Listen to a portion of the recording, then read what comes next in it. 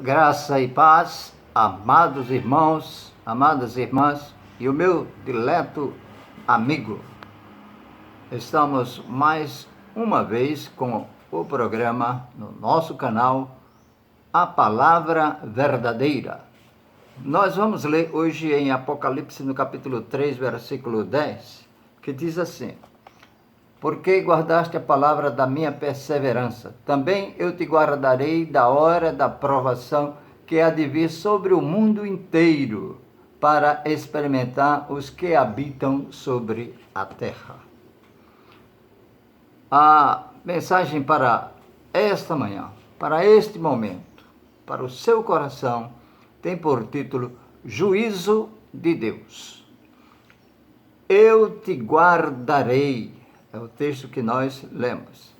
É a garantia do Senhor de que, conforme a palavra de Deus, Ele é capaz de preservar seu povo da hora da provação.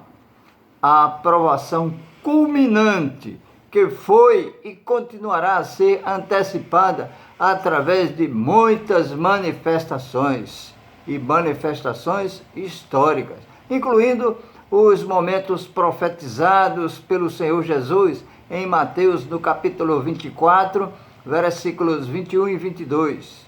Porque nesse tempo haverá grande tribulação, como desde o princípio do mundo, até agora não tem havido e nem haverá jamais. Não tivesse aqueles dias sido abreviados, ninguém seria salvo. Mas, por causa dos escolhidos, tais dias serão abreviados. O parágrafo inteiro diz respeito apenas aos judeus, pois nenhum cristão se preocuparia com a lei do sábado. Não é? A última metade da 7ª semana de Daniel, quando Deus lançará seu julgamento sobre a terra. Durante a primeira tribulação, ou primeira metade da tribulação, assim retificando, que são 3 anos e meio, que a tribulação será durante 7 anos. Então, a primeira metade da tribulação são 3 anos e meio. Então, os julgamentos serão naturais, como guerras, fome, terremotos e etc. Nós já temos visto isto que está escrito. Guerras está existindo. Fome tem em diversas partes do mundo, como lá, aqui na América do Sul mesmo, não é? Esses países que estão ao lado do Brasil. Terremotos quase todos os dias. Na última metade da grande tribulação, ou seja, os últimos 3 anos e meio, porém, serão sobrenaturais devastadores. Durante esse período, Deus cuidará dos seus escolhidos, conforme Mateus 24, 22. Esses escolhidos não são os membros da igreja, uma vez que esta igreja terá sido arrebatada pelo menos 3 anos e meio antes. A expressão, os que habitam sobre a terra. Aí você pode dizer, mas todo mundo habita sobre a terra. Mas aí descreve a humanidade em oposição a Deus. Quando a Bíblia fala os que habitam sobre a terra, ou os habitantes da terra, são aqueles que vão de encontro a Deus, que não amam a Deus, que não buscam a Deus, que não servem, que não reconhecem Jesus Cristo como o único e suficiente Salvador. A igreja será arrebatada antes do período da grande tribulação, conforme está em 1 Tessalonicenses 4 e 17. Diz assim: depois nós, os vivos, os que ficarmos, seremos arrebatados juntamente com eles entre nuvens para o encontro do Senhor nos ares. E, assim, estaremos para sempre com o Senhor. Quando o Senhor voltar nos ares, os que estiverem vivos serão levados embora daqui rapidamente, num piscar de olhos, conforme está lá em Coríntios, né?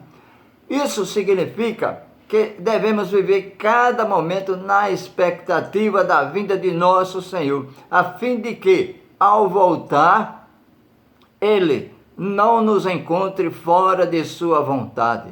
Prepara-te, irmão. Prepara-te, irmã.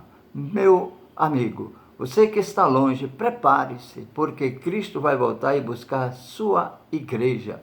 E se você não estiver pronto, você não subirá.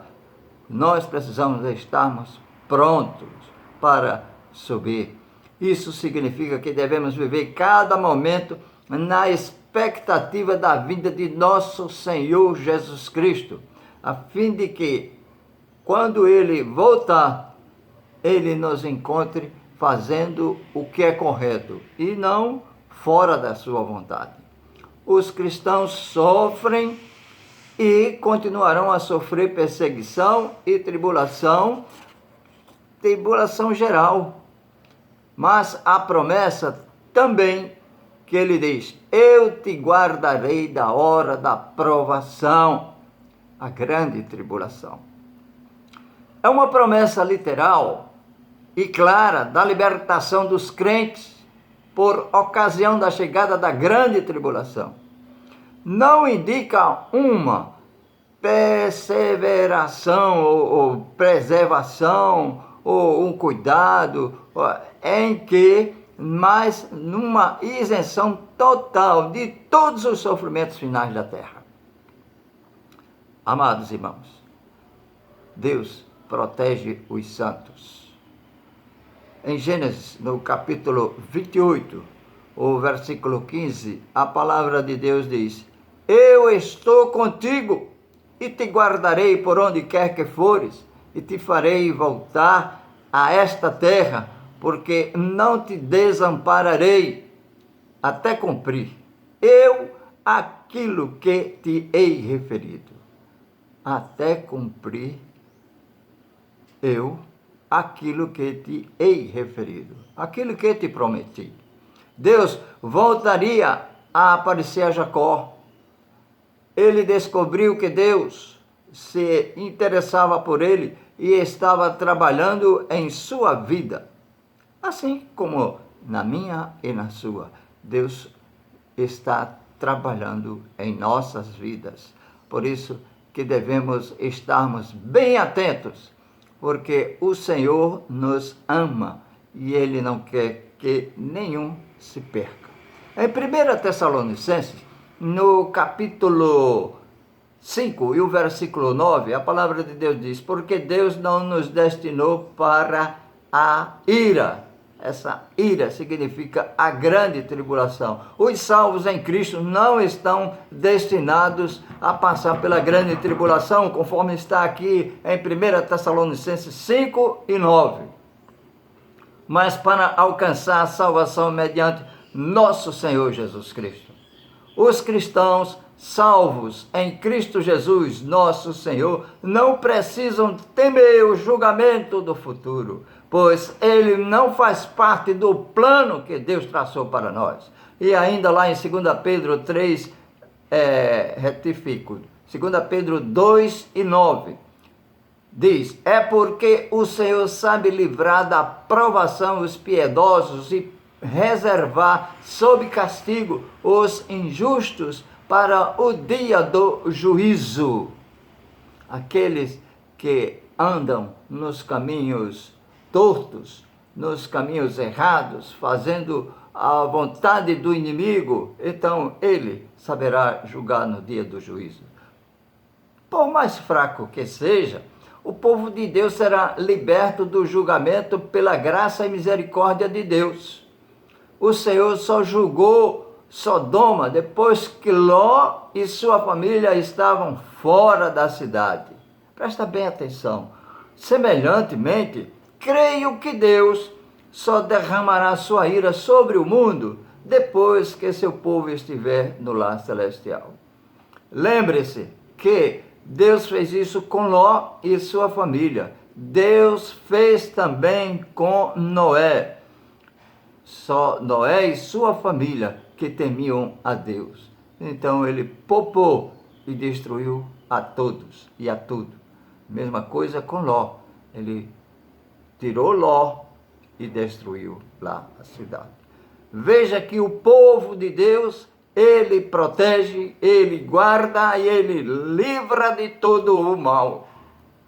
É o pendor do Espírito. Romanos 8:1. Agora, pois, já nenhuma condenação há para os que estão em Cristo Jesus, nosso Senhor. Uma verdade extraordinária e a conclusão de uma argumentação primorosa. A base para esta certeza maravilhosa é a expressão em Cristo.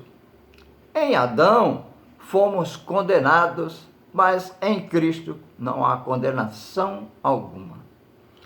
A lei condena, mas o cristão tem uma revelação com a lei, ou seja, uma relação direta com a lei. Portanto, não pode ser condenado.